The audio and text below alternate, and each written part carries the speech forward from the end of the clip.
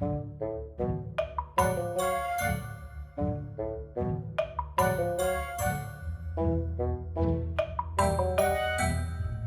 was going to say goodbye to 4K shooting because of the real pain in editing and post-processing, but I found these solutions to make my life easier.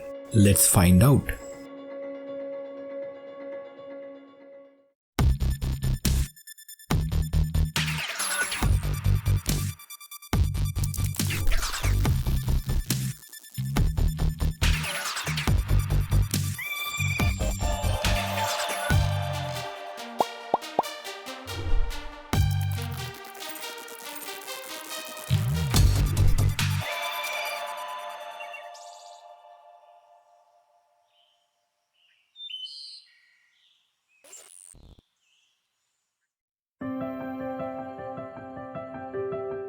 Hello everyone, my name is Tarangananda Sena. I am a photography and cinematography hobbyist. Today I am going to talk about how to prepare Davinci Resolve 16 for smooth playback and smooth scrubbing through 4K footage on your regular computer. First of all, I must thankful to Blackmagic Design for making this amazing editing platform for free. Thank you Blackmagic team. I love Davinci Resolve because it has everything I need to do my post-processing and produce professional looking videos. I am a raw shooter. When it comes to photography, I always take images in a raw format. If I am using my GoPro to shoot some videos, I always try to jump into the Pro Tools and take control over everything. Then I can play with raw data and manipulate them to create some interesting images and videos at the end. So when it comes to video quality, nowadays we are talking about Ultra HD or UHD videos, for example 2K, 4K, 6K and beyond. Generally an UHD video contains immense amount of data in it, especially when we are shooting high bit rates. The amount of data stored in the file is increased drastically. The advantage of shooting UHD is it loses less details when downsampling on rendering process. That means you can render higher quality video from a UHD footage than a HD video footage. But we have a big problem with these UHD videos in terms of handling them in a regular computer.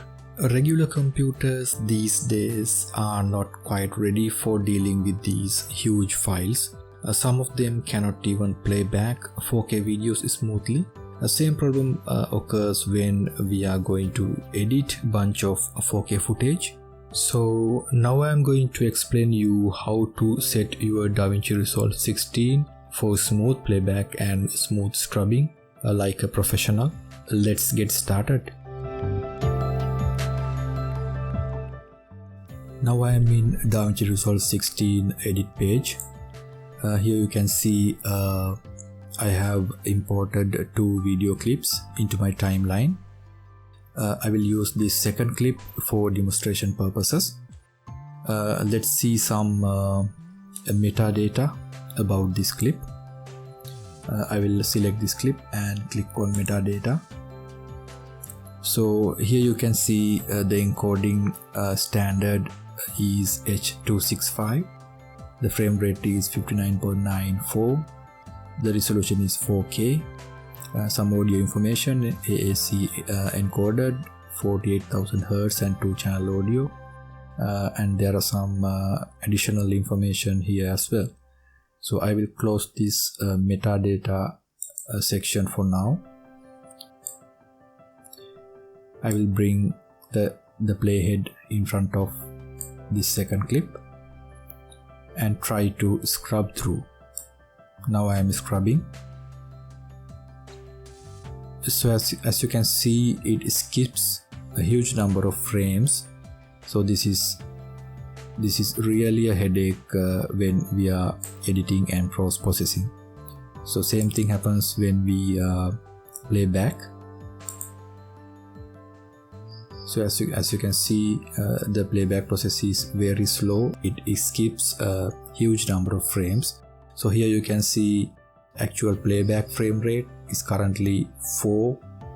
So this is really bad. So we have to fix this issue. To fix this issue, open your project settings. You can click on this gear icon here. It will open your project settings. Go to master settings and scroll down to optimized media and render cache section. Here you have 2 or 3 very important settings to set. First one is optimized media format. You have to select DNX HRSQ. By default it's DNX HRHQ. So you have to select DNX HRSQ. And the render cache format is also the same, DNX HRSQ. If you are a Mac user, you have to select ProRes 422 LT. The other important option is enable background caching after some certain amount of seconds. By default is 5 seconds. 5 seconds is too long for this kind of computer, so I have to bring it down to 1 second. So there is another additional option here, optimized media resolution. You can select, by default is choose automatically. The system will choose automatically, but we can select half resolution, quarter resolution, 1/8, 1/16 as we needed. My preference is half resolution. This setting will reduce your playback quality, but it's very useful in some certain situations. So after these settings you can save, and you can go to playback menu and make sure use optimized media if available option is checked. This is very important. Use optimized media if available option. This option must be checked. And the same playback menu, render cache submenu, we have to select user.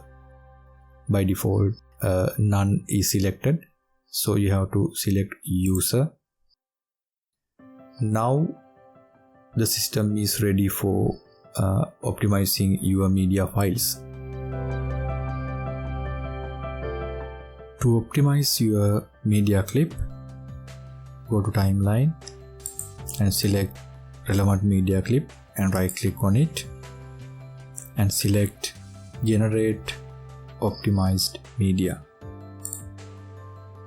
and it will generate optimized media clip. This will take some time, so I will fast forward this process and come back. Okay, now the optimization process is completed, and now let's see scrubbing. As you can see, now we can scrub through the clip very easily. The scrubbing process is very smooth, and now the clip is very usable, and we can edit and post-process this clip very easily. Let's play back. So as you can see, the frame rate is go up to almost 59.94, which was the original frame rate. So playback process is also smooth. So now the clip is fully optimized.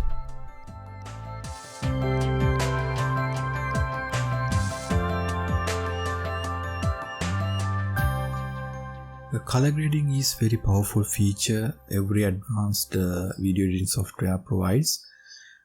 So we normally use those color gradings, color manipulation when we edit videos and our post-processing process. After color grading, it's normal the video clips are getting slower and slower again. Even though we have quite powerful computers, the situation is the same. So for example, we go to color page here. We have different color grading options. We can add power windows and manipulate the colors. We can add different nodes, serial nodes, parallel nodes. So we can do a lot of color manipulations here. So after doing these color gradings and color manipulation, playback process is getting slower and slower. So to fix that, we have another very useful option here. Right click on the clip and we can choose render cache color output. Keep this option enabled. Now you can do any kind of strong color corrections, color gradings and color manipulations. The playback and scrubbing process will not be affected. For this project you don't need to do any kind of setting changes anymore. You can continue working. But if you start a new project, you have to repeat the process again for that particular project and run media optimization on each clip on your project. It takes some time, but it's very useful when it comes to productive post-processing process. These options are available on each advanced software like Final Cut Pro, Adobe Premiere, any other advanced video editing softwares. You can find those information by looking at software's manual or documentation easily. Hope this video helpful for you guys. If it is, give this video a thumbs up. If you like what I am doing in my channel, please subscribe to the channel and click on bell notification. So that's it for now guys. I'll see you in next video. Bye for now.